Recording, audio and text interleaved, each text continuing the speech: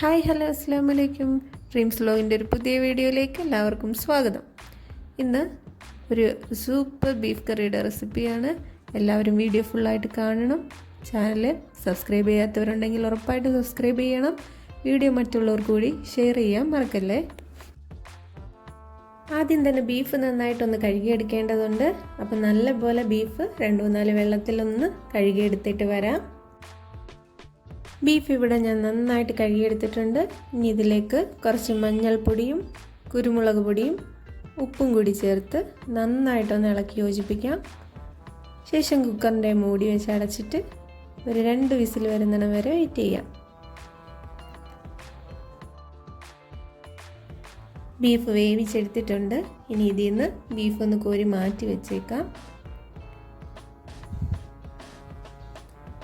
ശേഷം വെള്ളം വേറൊരു പാത്രത്തിലേക്ക് മാറ്റാം. ബീഫിൻ്റെ ആ വെള്ളം ഇനി നമുക്ക് കറിക്ക് ആവശ്യമായിട്ടുണ്ട്. ഇനി കുക്കർ ഒന്ന് ഗ്യാസിലേക്ക് വെച്ച് ആവശ്യത്തിന് എണ്ണ ഒഴിച്ചു കൊടുക്കാം. ശേഷം അതിലേക്ക് ഉലുവയും അതേപോലെ കടുകും കൂടിയിട്ടൊന്ന് പൊട്ടിച്ചെടുക്കാം. ഇനി ഇതിലേക്ക് ഇഞ്ചി വെളുത്തുള്ളി പേസ്റ്റും കൂടി ചേർത്ത് കൊടുത്തിട്ട് കുറച്ച് കറിവേപ്പിലയും കൂടി ഇട്ടൊന്ന് മൂപ്പിച്ചെടുക്കാം.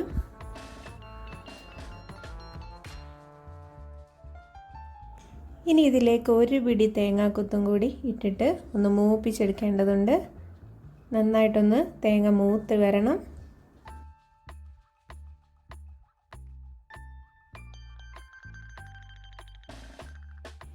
ഇനി കട്ട് ചെയ്ത് വെച്ചിട്ടുള്ള സവാളയും കൊച്ചുള്ളിയും കൂടെ ഇതിലേക്കൊന്ന് ചേർത്ത് കൊടുക്കാം. എന്നിട്ട് നന്നായിട്ടൊന്ന് വഴറ്റിയെടുക്കണം.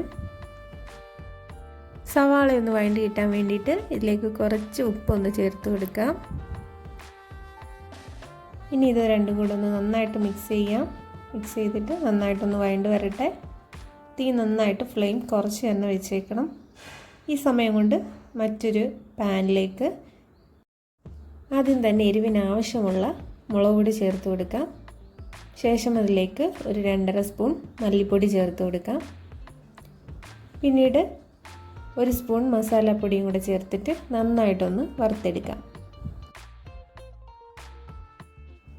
പൊടികളെല്ലാം തന്നെ നന്നായിട്ട് വറുത്തെടുത്തിട്ടുണ്ട്. ഇനി ഇതൊന്ന് മാറ്റി വയ്ക്കാം. ആ സമയം കൊണ്ട് തന്നെ സവാള നന്നായിട്ട് വഴണ്ട് വന്നിട്ടുണ്ട്. ഇനി ഇതിലേക്കൊരു 1/2 സ്പൂൺ മഞ്ഞൾപ്പൊടി ചേർത്ത് കൊടുക്കാം.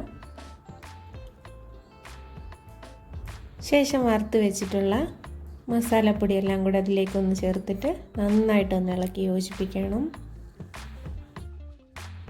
ഇനി ഇതിലേക്ക് ഒരു 1.5 തക്കാളി അരിഞ്ഞതും കൂടി ചേർത്തിട്ട് ഒന്ന് ഇളക്കി കൊടുക്കാം.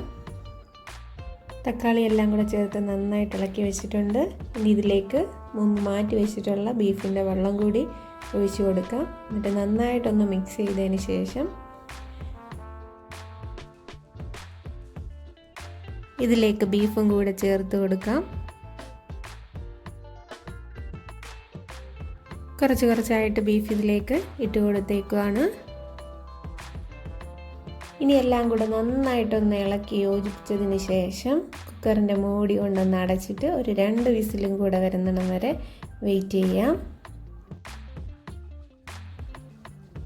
ഇതാ ഇവിടെ ബീഫ് നന്നായിട്ട് വെന്തിട്ടുണ്ട്. നല്ല അടിപൊളി ബീഫ് കറി റെഡി ആയിട്ടുണ്ട്. എല്ലാം കൂടെ നന്നായിട്ട് ഒന്നുകൂടെ ഒന്ന് മിക്സ് ചെയ്തിട്ട് നമുക്ക് വേറൊരു പാത്രത്തിലേക്കൊന്ന് സെർവ് ചെയ്യാം.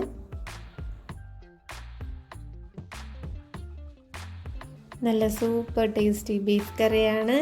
എല്ലാവരും എന്തായാലും ട്രൈ ചെയ്ത് നോക്കണം. വീഡിയോ ഇഷ്ടമായാൽ ലൈക്ക് ചെയ്യുക. അഭിപ്രായം എന്താണെങ്കിലും കമൻറ്റ് ബോക്സിൽ അറിയിക്കണം. Thank you for watching.